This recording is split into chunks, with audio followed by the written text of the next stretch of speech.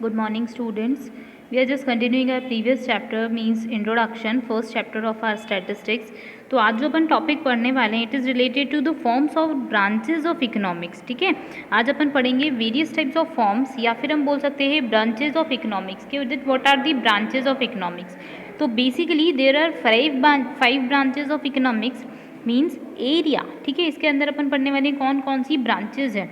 तो one is production, next is consumption, then exchange, distribution and public finance. Basically as I told you कि there are 5 branches of economics, मतलब जहाँ पे हम economic activities को conduct करते हैं बेसिकली.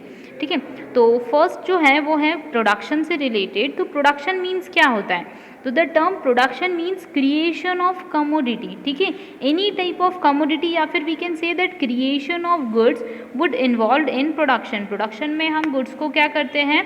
क्रिएट करते हैं. तो goods would consist of capital goods और consumer goods. As I told you के कैपिटल गुड्स होते हैं और कंज्यूमर गुड्स होते हैं. तो कैपिटल गुड्स क्या होता है? तो capital goods are those goods which requires production of further goods. मतलब कि ऐसे टाइप के गुड्स जिसके अंदर अपन को फर्दर किसी और गुड्स का प्रोडक्शन करना है, तो उसको अपन क्या बोलते हैं? Capital goods. जस्ट लाइक हम मशीनरी की बात कर सकते हैं. तो मशीनरी क्या करती है? मशीन में हम इनपुट डालते हैं तो हमारे पास आउटपुट जनरेट होता है, मीन्स डायरेक्टली आउटपुट नहीं होता. तो मशीनरी हमारे लिए क्या हो जाएगी? कैपिटल गुड्स हो जाएगी. Next is consumer goods. Consumer goods क्या होता है? तो consumer goods are those types of goods which can easily be consumed या फिर directly consumed by a consumer.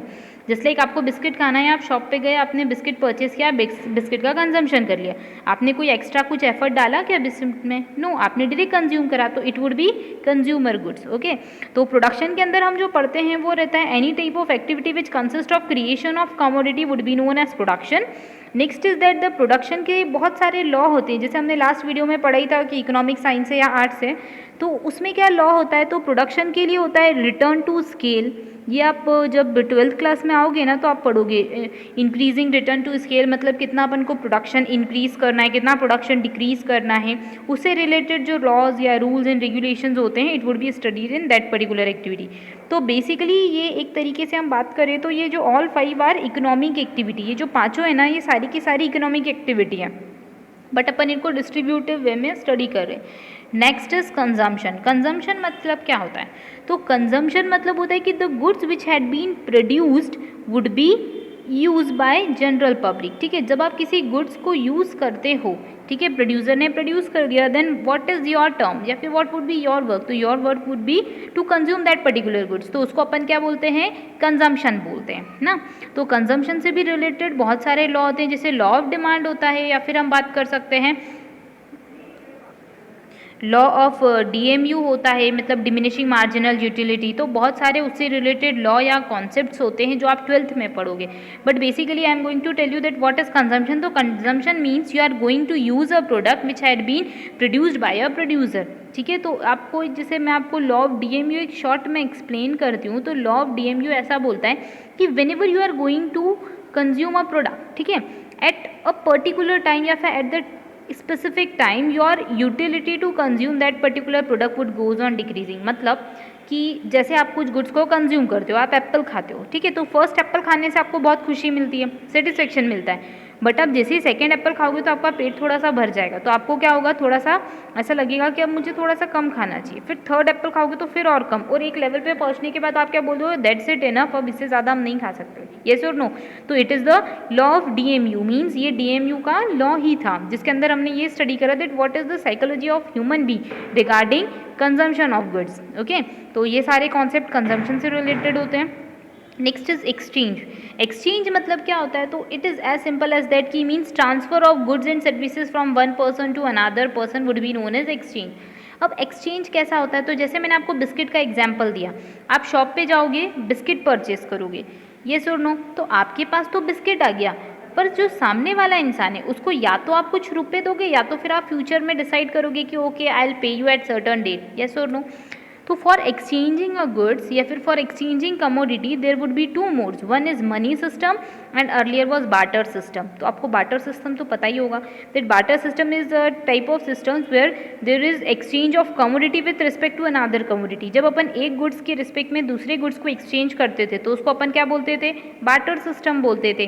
और मनी सिस्टम क्या होता है, तो बार्टर सिस्टम को रिप्लेस करा हमने मनी से with the help of evolution of money. जैसे ही मनी आई तो मार्केट में, हम मार्केट में नहीं मतलब इवोल्यूशन हुआ ऑफ मनी हुआ, ठीक है, मनी स्टार्ट हुआ, तो उस टाइम पे हमने बार्टर सिस्टम को रिप्लेस कर दिया मनी सिस्टम से, जिसमें हम गुड्स एंड सर्विसेज को एक्सचेंज करते हैं with the help of money, ठीक है। Money would be the mode with the help of which you can easily exchange your product, है ना।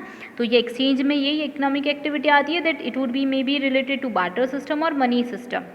Next is distribution. तो अब डिस्ट्रीब्यूशन क्या होता है, तो generally student distribution would consist of distribution of wealth. अब आपको ये नया कॉन्सेप्ट समझ में आएगा यहाँ पे वेल्थ का, ठीक है। Means whatever type of earning you are receiving would be your wealth. मतलब जैसे अगर आप बात करो कि सबसे पहले मैं आपको बताती हूँ that there are 5 factors of production. जो ये सारा के सारा काम होता है ना, सारा प्रोडक्शन पे बेस्ड होता है, कंजम्पशन पे बेस्ड होता है। अगर आप कोई चीज़ कंज्यूम करोगे तो उसी के बेसिस पे आप डिसाइड करते हो that what would be your production. मतलब अगर मान लो हम अभी की इकोनॉमी की बात करें या अभी की कंडीशन में, तो हम सिर्फ वही प्रोडक्ट कंज्यूम कर रहे हैं जो हमारे लिए रिक्वायर्ड है। मीन्स लग्जरीज प्रोडक्ट जो है हम कंज्यूम नहीं कर रहे हैं। ये सुनो, नॉर्मल कोर्स ऑफ एक्शन में अगर मैं एक इकोनॉमी की बात करूँ, हमारी इकोनॉमी में अभी की कंडीशन के अंदर, तो यही हो रहा है। तो consumption is the base of every economic activity. Her type की इकोनॉमिक एक्टिविटी का बेस क्या होता है, कंजम्पशन। अगर किसी चीज़ का कंजम्पशन हो रहा है means there would be the demand for particular product. Demand होगी तो then there would be production, और प्रोडक्शन होगा तो then it would be exchange with the help of money. और इसी से हमारी इकोनॉमी में मनी का क्या होता है, रोटेशन होता है। ओके, तो the base of everything is consumption. Consumption होगा तो देर डिमांड होगी, डिमांड होगी तो प्रोडक्शन होगा, and there would be an exchange. Next जो हम डिस्ट्रीब्यूशन पढ़ रहे थे उसके पहले मैंने जैसे आपको बोला कि that there are 5 factors of production. Production जब भी हम करते हैं तो देयर आर 5 फैक्टर्स, ठीक है। तो सबसे इंपॉर्टेंटली अगर हम बात करें तो first is land, next is labour, फिर होता है कैपिटल, फिर होता है एंटरप्राइजेस, ठीक है। अभी अपन 4 फैक्टर्स ही पढ़ते हैं जस्ट बिकॉज आपको एक फैक्टर समझ में आ जाएगा तो आप ऑटोमेटिकली सीख जाओगे। तो if you have a land, अगर आपके पास लैंड होती है तो आप क्या करते हो, लैंड के बिहाफ में आपको कुछ ना कुछ रेंट रिसीव होता होगा। जस्ट अज्यूम आपके पास एक लैंड है और लैंड को आप लोग क्या कर रहे हो, आपने किसी को किसी कुछ पोर्शन लेट आउट कर दिया या फिर आपने किसी को लीज पे दे दिया, तो what you are going to do, you are just going to receive some type of income from that particular land. Means land would be the factor of production which provide you some return, so it would be known as distribution. इसको अपन क्या बोलेंगे, distribution. जैसे हमारा जो income है उसका distribution किस वे में होता है, तो it would B consist here only. इसको अपन यहाँ पे क्या करने वाले हैं, स्टडी करने वाले।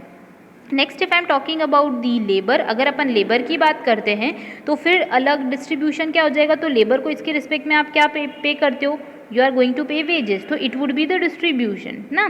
तो वही चीज़ हम यहाँ पे स्टडी करते हैं। तो distribution is a distribution of wealth या फिर distribution of money among various sectors of society. Society के अलग अलग सेक्टर में जो मनी का डिस्ट्रीब्यूशन करते हैं उसको अपन यहाँ पे कंसिस्ट करते हैं।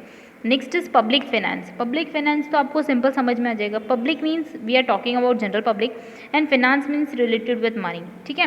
तो public finance is related to public revenue, मतलब आप कितना पब्लिक से रेवेन्यू जनरेट कर रहे हो। If I am talking about the government, अगर मैं गवर्नमेंट की बात करूँ तो there will be the fixation of tax, there will be the fixation of budget, budget का टैक्स का फिक्सेशन होता है, फिक्स्ड होता है, ठीक है, on the basis of that particular tax rate या फिर on the basis of that particular budget which had been prepared by the government, government is going to receive some type of finance, ठीक है। It would be studied in public finance.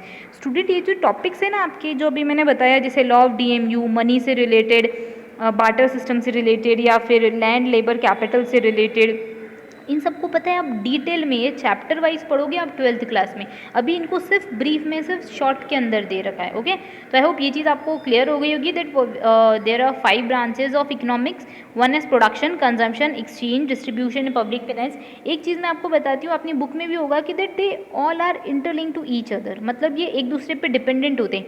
मतलब अगर consumption है तो consumption तभी possible है when there is a production, अगर production होगा तभी अपन क्या करने वाले, कंजम्पशन करने वाले। अगर एक्सचेंज होगा तभी हम क्या करने वाले, डिस्ट्रीब्यूशन करने वाले हैं, ठीक है। और प्रोडक्शन भी एक्सचेंज से रिलेटेड होता है। तो सिंपली एक स्टेटमेंट अगर मैं बोलूँ तो ये, that all 5 branches can not work in isolation, ठीक है, दे ऑल आर डिपेंडेंट या फिर they all are interlink to each other, ये एक दूसरे से क्या होती है, कनेक्टेड होती हैं, इंटरलिंक्ड होती है, ठीक है। इस चीज़ को ध्यान रखिएगा।